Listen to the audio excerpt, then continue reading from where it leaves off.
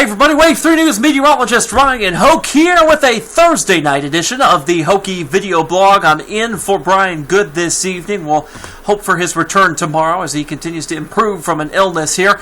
We are talking about at least 3 different chances for some snow here in the forecast over the next 14 days.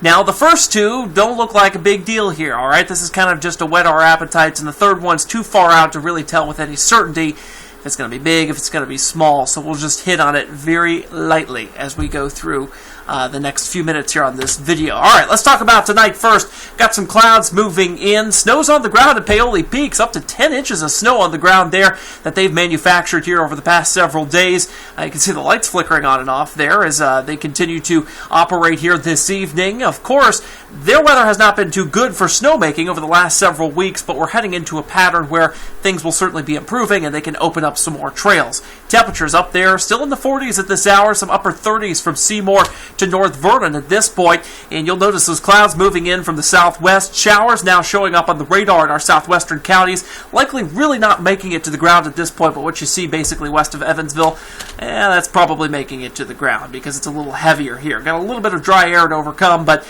overall this southeasterly flow we've had today has gotten us up to the 50s. We topped out at 53, which was overachieving on that temperature. We always say when you get a southerly flow like this, you're going to overachieve with temperature. That's exactly what happened today. That's why we've raised our highs for the next couple of days to account for that. And certainly with this warm front moving in from the southwest, you'll see it near the Oklahoma, Texas area. That is going to be inspiring even more warm air to move in as we go throughout Friday and Saturday. Here's the rain chance overnight. It begins to move in really after midnight for a lot of our counties, and yeah, it's going to be around for that Friday morning commute. Plan on some extra time. This isn't going to be a heavy rain or a thunderstorm issue here, but it is going to be a light to moderate steady rain here, all right? So even when you've got just that, we get some of those travel issues across the area. That'll be moving out as we go throughout late Friday morning, and we'll see a couple of showers around for Friday afternoon, but temperatures are going to be surging behind that warm front as we see the rain begin to taper off for the most part. So here's what we're looking at as we go throughout next week. After we get through this weekend system, which we'll talk about here in more detail here in a second, but I just wanted to go throughout the overall setup here. Got a trough that's setting up over the east, and it's not going to be the same trough for the whole week. It's going to be kind of a reinforcing shot of cool air after cool air, kind of making a what looks like a persistent trough, but really it's air getting recycled in and out of this thing. And we'll see some breaks in it too, maybe some days where we get into probably the 30s instead of the 20s, and likewise the other way around as well. But it's going to be characterized as we get these troughs moving into the eastern part of the nation by 2 types of systems that we'll see.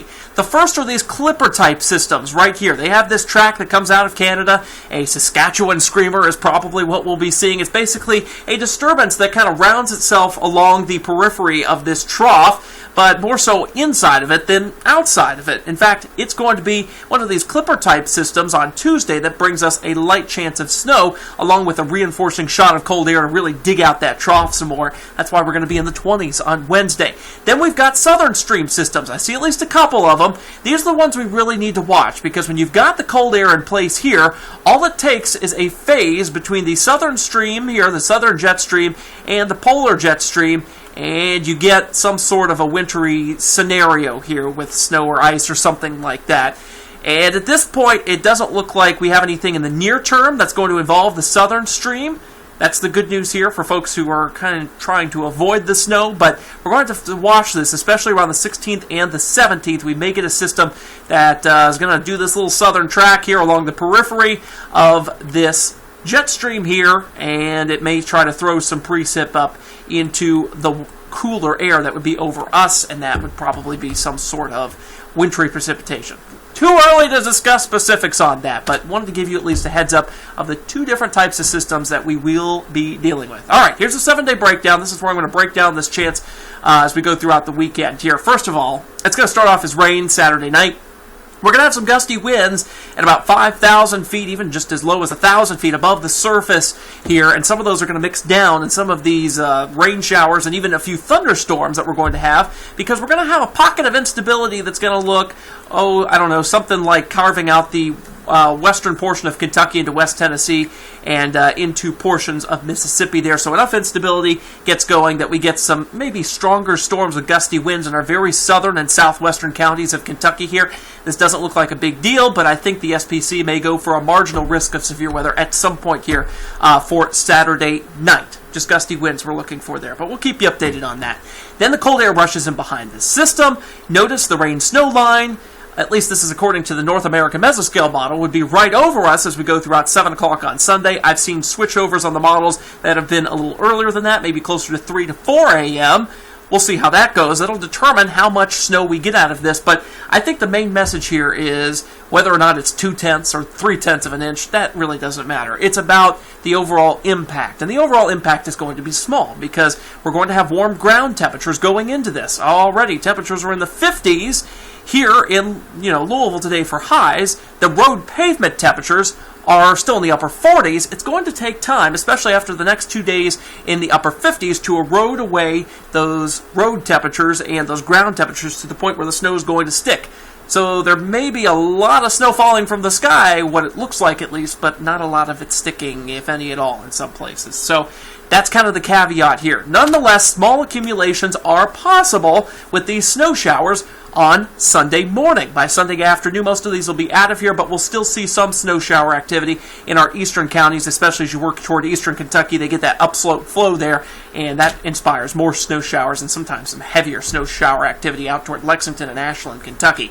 So our official forecast as it stands now is a dusting of snow. If you're going to get closer to a half inch or an inch, you're probably going to have to go just northwest of the Indianapolis metro area. May have to push that south a little bit, but I'm being a little conservative on that for the moment. What I'm not being conservative on is the fact that we're all going to have a shot at least a dusting, I think, out of this. Southern Indiana is going to have the best chance at this, but Kentucky's got a shot too, so it's hard to just paint any one area with a better chance of snow than the other when it's going to be so close. But if I had to pick one of the two, would be Southern Indiana, because you folks are a little farther north, a little more cold air to work with up there, and hence why it looks like at this point you guys have the better shot at a dusting. But hey, even folks down in Columbia have a shot at it, I think. So by Sunday afternoon, it's out of here. We start to see some sunshine. Temperatures as we go throughout Sunday will drop. We're going to start out at 36. That's probably going to be around midnight, and then we will fall all day long. We'll be in the 20s by the afternoon, 19 by Monday morning. That's not being conservative at all. I think that's going to be our overnight low here in Metro Louisville Monday morning. Monday afternoon, highs only in the upper 20s. Yikes.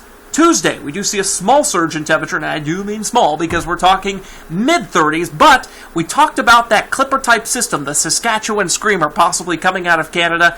That's going to help to reinforce the shot of cold air. You see that 32-degree line just south of us as that snow continues to move on through. This may start as a few rain showers in places, but the overall theme here is our confidence in the fact that we'll have a quick shot of snow showers on Tuesday is growing. The European models got it. The GFS is finally starting to see a little more consistency. Canadian models got it. So I think at this point it's good enough to draw this kind of a map here saying that snow showers are possible. The amounts will be very close to what we've had, what we will have had Sunday morning. But here's the deal. With all the cooler temperatures that we will have had up to that point, from basically Sunday up to Tuesday, this may stick a little better, so it may be a dusting, but in a lot more spots. Does that make sense? Any way you slice it, either Sunday morning or Tuesday morning, if that is the first time you're going to be receiving a measurable snow more than 1/10 of an inch here, that'll be one of the latest dates we've done that here in the Louisville area. Usually we've had something on the ground by late December, and then like an inch or more coming up here pretty soon here, usually early to mid-January, depending on your location. So this is kind of an abnormal type of year, but I think we may start to catch up because of that pattern carving out the trough over the east. That's kind of a classic setup for something a little more active in terms of winter weather. We're cold on Wednesday after that reinforcing cold shot, 31 by Thursday. We warm up into the 40s, I think, the 15th through the 16th, because we get one of those southern stream systems that I just talked about that tries to erode that trough. It tries to push it northward, push some warmer air in here. That in turn may trigger some rain as we go throughout the 16th. That may change to snow at some point. Maybe all snow. We don't know yet. That's just way too far out to tell. Confidence meter probably at a 2 or a 3 on that. The confidence meter of something happening, though, with a southern stream system is a lot higher. It's just the precipitation type, the timing, the placement that's iffy, all right? So what we do know is that something's going to come through the 16th to the 17th, may get erased off the models, may come back on. We'll have to see how that works. Just very low confidence. And then I think that trough digs back in. We're in the 20s, possibly, from the 18th through the 20th, and then 30s back on the 21st. All right, that's it for now. I'll be on Wave 3 News at 11. We'll see you soon.